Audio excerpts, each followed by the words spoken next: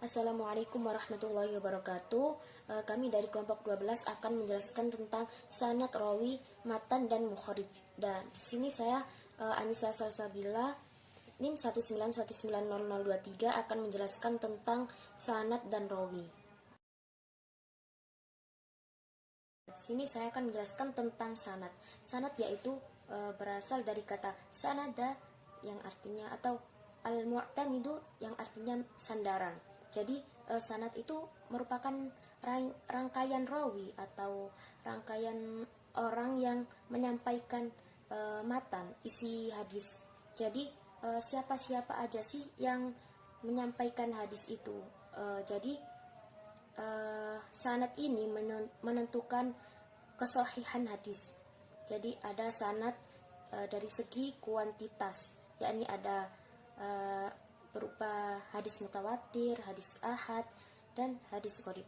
Kemudian ada sanad berdasarkan segi kuantitas, yakni dapat menyebabkan hadis itu sahih, kemudian hadis itu dhaif, atau hadis itu hasan. Jadi apa sih pentingnya sanad itu? Sanad kan menyambungkan sampai ke Rasulullah. Jadi kemurnian dari isi hadis itu sendiri bisa terjaga. Nah, tidak seperti ajaran Yahudi atau yang lain, itu mereka tidak mempunyai sistem sanad. Nah, di sini ada kaidah kesahihan sanad. Jadi yang pertama adalah ittisalus sanad. Jadi sanad itu harus bersambung. Misalnya dari Rasulullah menyampaikan kepada sahabat, sahabat menyampaikan kepada tabi'in, dan tabi'in menyampaikan kepada tabi'in, dan begitu pula seterusnya. Kemudian yang kedua adalah dari segi perawinya. Perawinya itu harus dhabit dan adil. Adil di sini adalah masalah intelektual. Jadi dia itu harus benar-benar menjaga moralitas dan perbuatannya. Kemudian dhabit itu maksudnya dia kuat hafalan, baik dari segi lafaz ataupun maknanya. Kemudian terhindar dari syadz. Jadi misalnya ada hadis itu ada dua periwayatan, berbeda redaksi. Nah, satunya itu ada yang perawinya itu dhabit atau thiqah. Kemudian ada satu redaksi yang rawinya itu lebih thiqah, jadi dipilih yang lebih thiqah ini. Kemudian terhindar dari ilat. Jadi ilat ini merupakan hal-hal yang mencegah sahihnya hadis. Misalnya dari segi matanya itu berbeda redaksi, atau dari segi rawinya itu tidak adil dan tidak dhabit. Kemudian ada rawi.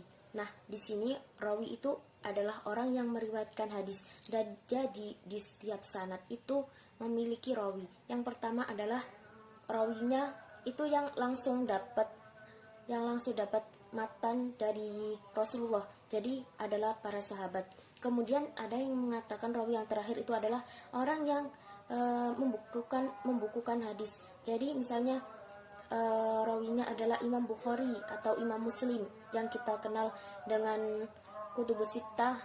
Itu ada Sunan Ibnu Majah dan yang lainnya. Di sini tentunya rawi itu sangat berkaitan dengan sanad, karena rawi itu ada di dalam sanad. Kemudian masalah-masalah yang membahas tentang rawi dan sanad itu ada di dalam kitab ilmu atau ilmu yang pelajari tentang rijalul hadis. Di situ ada menjelaskan tentang sejarahnya, sejarah periwayatannya, kemudian syarat-syarat sanad itu, kemudian ada syarat rawi itu bagaimana. Di situ dijelaskan di dalam ilmu rijalul hadis.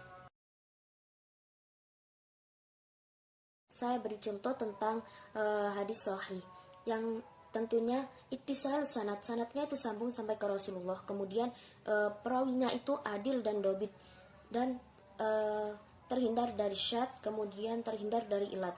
Contohnya adalah qala al-Imam Ahmad bin Hanbal haddatsana asy-Syafi'i qala haddatsana Malik an Nafi' an Ibni Umar anna Rasulullah sallallahu alaihi wasallam qala la yabi'u ba'dukum ala bai'in ba'din.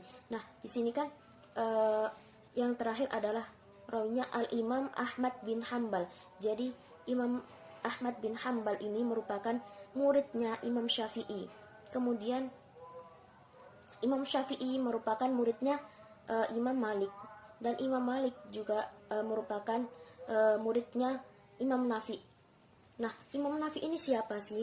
Jadi Imam Nafi itu merupakan budaknya Ibnu Umar yang sangat alim. Kemudian dia juga menjadi gurunya Imam Malik. Jadi dari Nafi kemudian ke Ibnu Umar. Ibnu Umar ini merupakan para sahabat karena langsung bertemu dengan Rasulullah. Jadi sanadnya itu sambung. Jadi bisa dikatakan hadis ini merupakan hadis sahih. Assalamualaikum warahmatullahi wabarakatuh. Saya Rindiani Aulia Putri, NIM 1919030.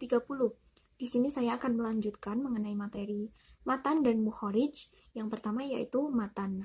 Pengertian dari matan sendiri, matan menurut bahasa itu berasal dari kata matan atau al-matan, yang artinya tanah yang meninggi, punggung jalan, tanah gersang atau tandus, mengikat, mengeluarkan. Sedangkan menurut istilah, matan itu merupakan suatu dari kalimat setelah berakhirnya sanad. Nah, matan ini juga berarti tentang isi atau redaksi dari hadis-hadis yang bersumber dari Nabi Muhammad SAW, para sahabat maupun tabi'in.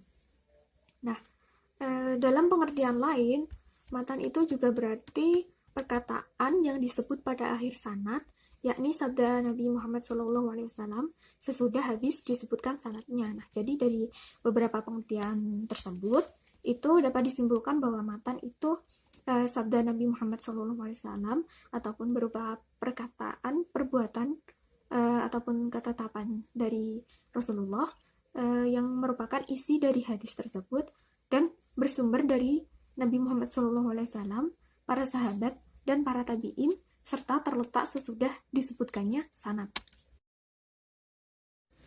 Selanjutnya yaitu contoh dari matan. Nah, untuk memahami lebih lanjut mengenai matan ini, perhatikan contoh berikut ini. Nah, ini ada hadis, yaitu hadatsana Sa'idu ibnu Ufair, qala hadatsani Laisu, qala hadatsani Uqail, an ibnu Syihab, an Hamzah ibnu Abdillah ibnu Umar, anna ibnu Umar qala sami'tu Rasulullah sallallahu alaihi wasallam qala baina ana naimun atitu biqadahi labanin hasharibtu hatta inni la ara ariya yahruju fi adfari summa itu fadli Umar ibnu Khattab qalu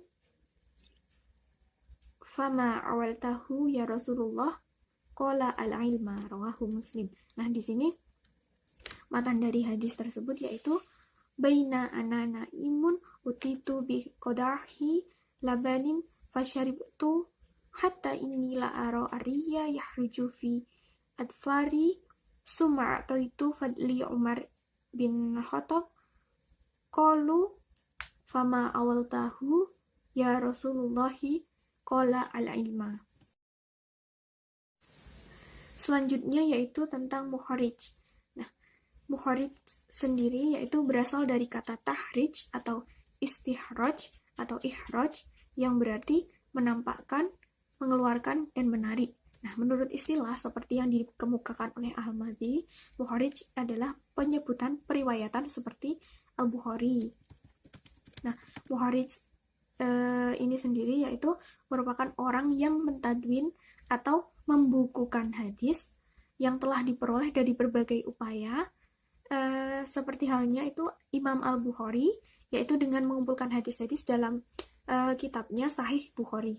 Nah, Bukhari sendiri itu disebut juga sebagai perawi terakhir atau orang yang terakhir kali menginformasikan dalam silsilah mata rantai sanad.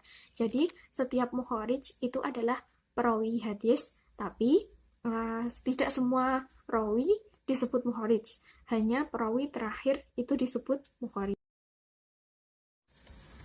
Selanjutnya, untuk memahami apa itu mukharij, perhatikan contoh mukharij berikut ini. Mukharij dari hadis berikut ini. Hadisnya sama ya, kayak yang tadi. Nah, ini dari hadis tersebut itu dapat diketahui bahwa hadis tersebut itu diriwayatkan oleh Imam Bukhari. Jadi Mukhorij hadis di atas itu adalah Imam Al-Bukhari. Nah, ini dari kata terakhir dari hadisnya yaitu rawahu Al-Bukhari. Ini biasanya itu Mukhorij itu ada di akhir setelah disebutkannya matan hadis. Seperti itu. Sekian dari saya, kurang lebihnya mohon maaf. Wassalamualaikum warahmatullahi wabarakatuh.